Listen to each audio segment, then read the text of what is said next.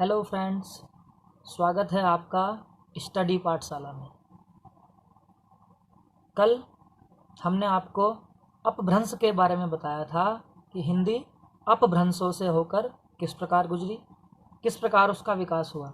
आज हम उससे आगे की ओर चलते हैं। चलिए शुरू करते हैं। अपभ्रंश के बाद आते हैं अवहट्ट। अपभ्रंश के बाद आते हैं अवहट्ट। अवहट्ट को हम अपभ्रंशों का अपभ्रंश कह सकते हैं, यानी अपभ्रंशों का अपभ्रंश अवहट्ट कहलाता है। अपभ्रंशों का अपभ्रंश अवहट्ट कहलाता है। अवहट्ट में कुछ महत्वपूर्ण रचनाकार हुए हैं जिनकी रचनाएं मैं आपके सामने प्रस्तुत करता हूं। सबसे पहले इसमें आए हैं अब्दुर रहमान।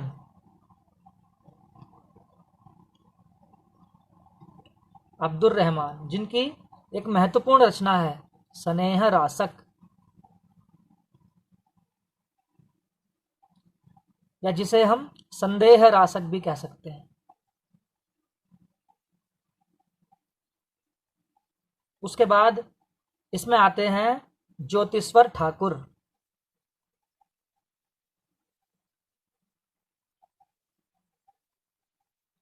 काफी महत्वपूर्ण प्रश्न है, इन्हें आप नोट डाउन करते रहें जिससे आपको इन्हें याद करने में आसानी हो।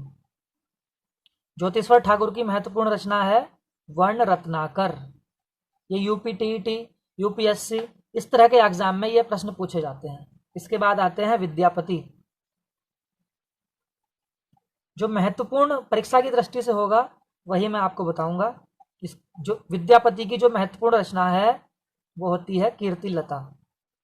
तो अवहट्ट के बारे में मैंने आपको बताया कि अवहट्ट अपभ्रंश का अपभ्रंश है। इसके कुछ महत्वपूर्ण रचनाकार हैं जिनकी महत्वपूर्ण रचनाएं हैं, जैसे अब्दुर रहमान की स्नेह रासक, या जिसे हम संदेह रासक भी कह सकते हैं। उसके बाद ज्योतिश्वर ठाकुर जिनकी रचना है वर्ण रत्नाकर। उसके बाद विद्यापति जिनकी महत्वपूर्ण रचना है कीर्तिलता।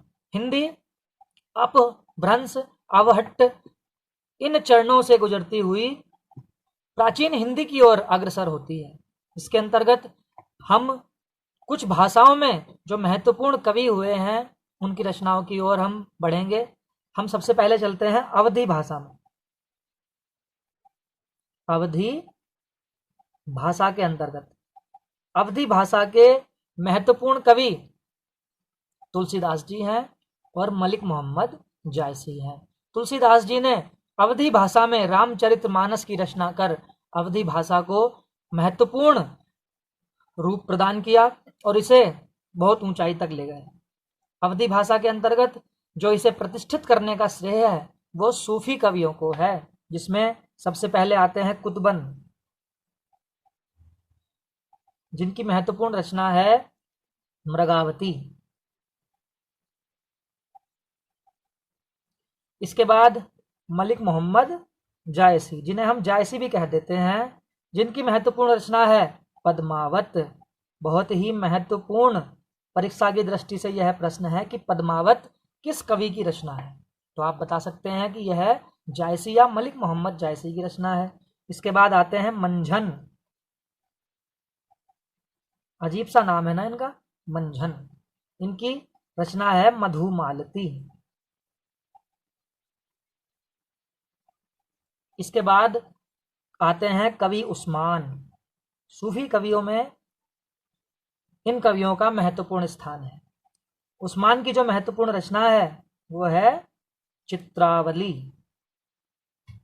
इन कवियों के नाम आपको ध्यान रखने हैं। और मैंने जैसा आपको सर्वप्रथम बताया था कि तुलसीदास जी ने अवधी भाषा को काफी ऊंचाइयों तक ले गए, जिनकी महत्वपूर्ण रचना है रामचरितमानस। रामचरितमानस तुलसीदास जी की एक ऐसी रचना है जिसके अंतर्गत श्री राम भगवान के चरित्रों का वर्णन उन्होंने किया है।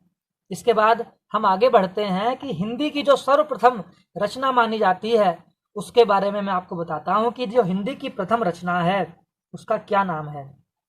हिंदी की प्रथम रचना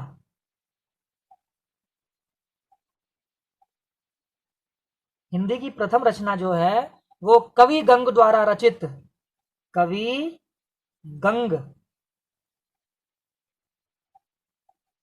द्वारा रचित चंद छंद वर्णन की महिमा है। चंद छंद वर्णन की महिमा, कवि गंग द्वारा रचित हिंदी की प्रथम रचना मानी जाती है। परीक्षा की दृष्टि से बहुत ही महत्वपूर्ण प्रश्न है कि हिंदी की प्रथम रचना कौन सी है। इसके बाद रहीम, रहीम ने लिखा है मदनाष्टक।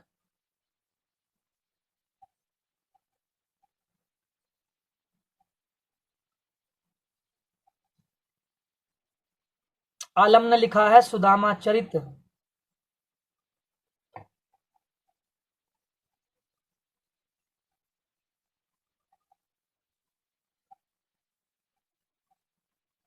आप भी अपनी कॉपियों में नोट डाउन करते रहें, ये प्रश्न बहुत ही महत्वपूर्ण है।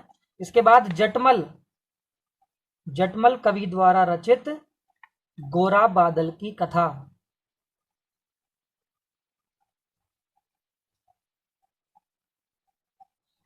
जटमल द्वारा रचित गोरा बादल की कथा।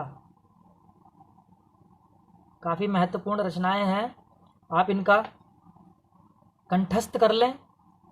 परीक्षा की दृष्टि से अति महत्वपूर्ण प्रश्न है। ठीक है दोस्तों, आज की वीडियो हम यहीं समाप्त करते हैं। आप अपना सहयोग बनाए रखें। नमस्कार दोस्तों।